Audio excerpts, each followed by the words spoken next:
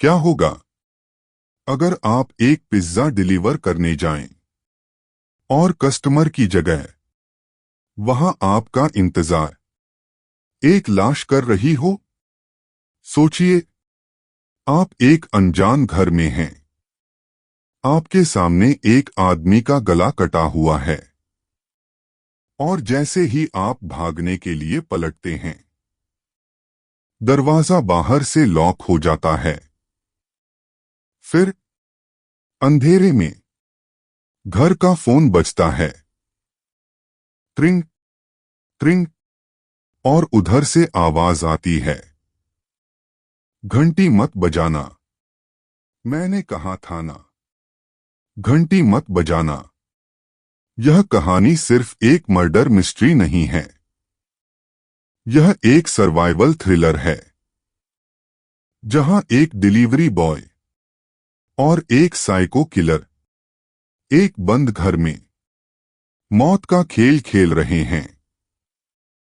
शहर की रोशनी बहुत आकर्षक होती है, लेकिन अंधेरा अंधेरा बहुत ईमानदार होता है। वो आपको बता देता है कि आप अकेले हैं और आपकी चीख सुनने वाला कोई नहीं है। यह कहानी है कबीर की। कबीर, जो अपनी बीमार मां के इलाज के लिए दिन रात ज़ोमैटो पर डिलीवरी करता था। उसे पैसों की सख्त जरूरत थी। उसे नहीं पता था कि जिस पैसे के पीछे वो भाग रहा है, वो उसे मौत के दरवाजे तक ले जाएगा। तारीख थी 12 अगस्त। रात के 2 बज चुके थे। शहर में तूफानी बारिश हो रही थी। सड़कें वीरान थीं। कबीर की शिफ्ट खत्म हो चुकी थी। उसने ऐप बंद करने ही वाला था कि तभी एक नोटिफिकेशन आया। New order, villa number 13, civil lines. Payment cash on delivery. Tip 500 रुपए। 500 रुपए की टिप। कबीर की आंखों में चमक आ गई। यह रकम उसकी मां की दवाइयों के लिए काफी थी। उसने बिना सोचे ऑर्डर एक्सेप्ट कर लिया। सिविल लाइंस का वो इलाका शहर से कटा हुआ था। पुराने जमाने के अंग्रेजों के बंगले, बड़े बड़े पेड़ और गहरा सन्नाटा। विला नंबर 13 सबसे आखिर में था। लोग कहते थे कि यह विला शापित है। पिछले 10 सालों में यहां जो भी रहा, वो जिंदा नहीं बचा। लेकिन कबीर को भूतों से ज्यादा अपनी गरीबी से डर लगता था। जब कबीर वहां पहुंचा, तो विला अंधेरे में डूबा हुआ था। लोहे का जंग लगा गेट हवा में झूल रहा था। क्री क्री की आवाज आ रही थी। कबीर ने बाइक रोकी। बारिश की बूंदें उसके चेहरे पर सुई की तरह चुभ रही थीं। उसने कस्टमर को कॉल किया। फोन की घंटी बजी। ट्रिंग ट्रिंग। सामने बंगले की पहली मंजिल की खिड़की पर एक पर्दा हिला। किसी ने फोन काट दिया। तुरंत कबीर के ऐप पर एक मैसेज आया, मैं तुम्हें देख रहा हूं कबीर। घंटी मत बजाना। दरवाजा खुला है। अंदर आ जाओ। मुझे भूख लगी है। कबीर के रोंगटे खड़े हो गए। यह मैसेज कोई सामान्य कस्टमर नहीं भेजता। मैं तुम्हें देख रहा हूं, इसका मतलब कोई उस अंधेरी खिड़की के पीछे खड़ा था। कबीर का दिल कहा रहा था कि भाग जा। लेकिन वो 500 रुपए, वो उसे गेट के अंदर ले गए। उसने मेन दरवाजे को धक्का दिया। दरवाजा बिना आवाज किए खुल गया, जैसे किसी ने अभी अभी तेल डाला हो। कबीर अंदर दाखिल हुआ। हेलो, पिज्जा डिलीवरी, उसकी आवाज खाली हॉल में गूंज गई। सामने एक विशाल हॉल था। दीवारों पर पुरानी पेंटिंग्स थीं, जिनकी आंखें कबीर को घूर रही थीं। हवा में एक अजीब सी बदबू थी। सीलन की, या शायद तांबे जैसी खून की गंध। कबीर डाइनिंग टेबल की तरफ बढ़ा। टेबल पर एक मोमबत्ती जल रही थी, सिर्फ एक। उसने पिज्जा का डिब्बा रखा। सर, आपका ऑर्डर। तभी उसकी नजर जमीन पर पड़ी। सफेद संगमरमर के फर्श पर लाल रंग के पैरों के निशान थे, गीले खून के निशान। वो निशान एक आर्मचेयर की तरफ जा रहे थे, जो हॉल के कोने में अंधेरे में रखी थी। उस कुर्सी का मुंह दीवार की तरफ था। कबीर ने कांपते कदमों से कुर्सी की तरफ बढ़ना शुरू किया। एक कदम, दो कदम। जैसे ही वो कुर्सी के सामने पहुंचा, उसके हाथ से हेलमेट छूट गया। कुर्सी पर एक बूढ़ा आदमी बैठा था, मिस्टर मेहरा। उनका गला रेता गया था, खून अभी भी ताजा था और टपक रहा था। उनकी आंखें फटी हुई थीं और उनके हाथ कुर्सी के हत्थों को जकड़े हुए थे। और उनकी गोद में एक नोट रखा था। उस पर लिखा था, वेलकम कबीर। कबीर की चीख गले में ही अटक गई। यह कोई डिलीवरी नहीं थी, यह एक आमंत्रण था, एक मर्डर सीन का गवाह बनने के लिए। कबीर पलटा और पूरी ताकत से दरवाजे की तरफ भागा। उसे बस बाहर निकलना था। उसे पुलिस चाहिए थी। वो दरवाजे तक पहुंचा। उसने हैंडल पकड़ा और घुमाया। खट। दरवाजा नहीं खुला। कबीर ने जोर से धक्का दिया। खुलो, खुलो, लेकिन दरवाजा बाहर से लॉक हो चुका था। नहीं, नहीं, यह नहीं हो सकता। कबीर रोने लगा। उसने खिड़कियों की तरफ देखा। सब पर लोहे की भारी ग्रिल लगी थी। वो फंस चुका था, एक लाश के साथ, एक बंद घर में। तभी पूरे घर की लाइट चली गई। सिर्फ वो एक मोमबत्ती जल रही थी डाइनिंग टेबल पर। और उस सन्नाटे में घर के लैंडलाइन फोन की घंटी बजी। ट्रिंग, ट्रिंग। कबीर कांपते हुए फोन के पास गया। उसने स्पीकर ऑन किया। हाँ, हेलो। दूसरी तरफ से एक भारी सांस लेने की आवाज आई। पिज्जा ठंडा हो रहा है कबीर, और मेरी प्यास बढ़ रही है। कौन हो तुम? कबीर चिल्लाया। मुझे जाने दो। मैंने कुछ नहीं देखा, आवाज ने हंसते हुए कहा। तुमने लाश देखी कबीर? अब तुम गवाह हो, और गवाह कभी जिंदा वापस नहीं जाते। तुम कहाँ हो? मैं, कातिल ने फुसफुसाते हुए कहा। अपने पीछे देखो। कबीर ने झटके से पीछे मुड़कर देखा। हॉल की सीढ़ियों के ऊपर, रेलिंग के पास, एक काली आकृति खड़ी थी।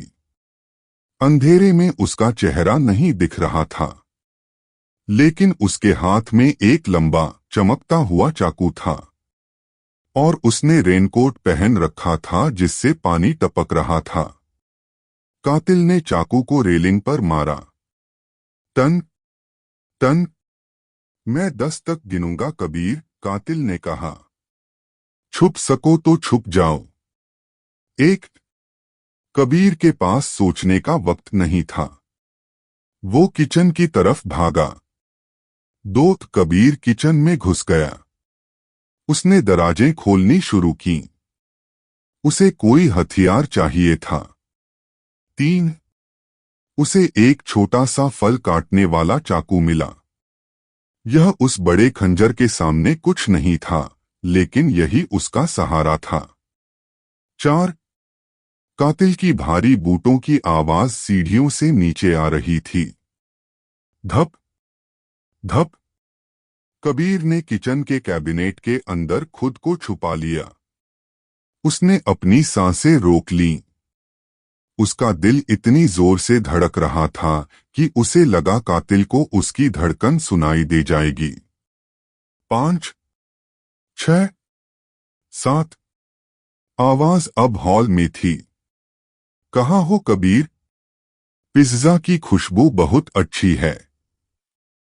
कबीर ने किचन के दरवाजे की दरार से देखा। कातिल डाइनिंग टेबल के पास खड़ा था। उसने पिज्जा का डिब्बा खोला। उसने एक स्लाइस उठाई और खाने लगा।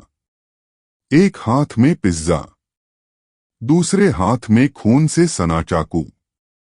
यह नजारा किसी भी डरावनी फिल्म से ज्यादा भयानक था। यह आदमी पागल था, एक साइकोपैथ।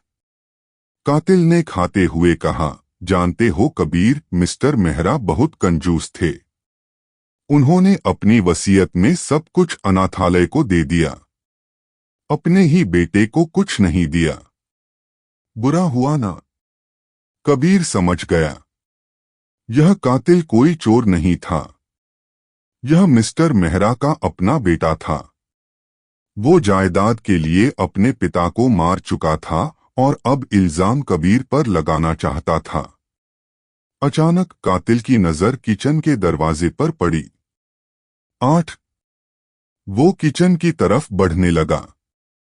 9 उसने किचन का दरवाजा लात मारकर खोला। कबीर कैबिनेट के अंदर सिकुड़ा बैठा था।